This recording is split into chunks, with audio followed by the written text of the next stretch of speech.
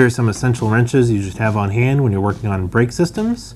These are metric, so it's 10, 12, 13, 14, 15, and 17. They are flare wrenches for working on brake lines or other hydraulic lines that you can't get a regular wrench around that's closed. This is the closest thing you can have to having a closed wrench.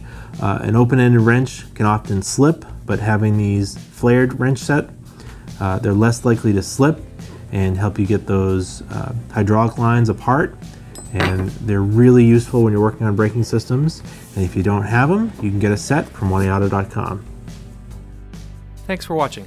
Visit us at oneauto.com for quality auto parts, fast and free shipping, and the best customer service in the industry.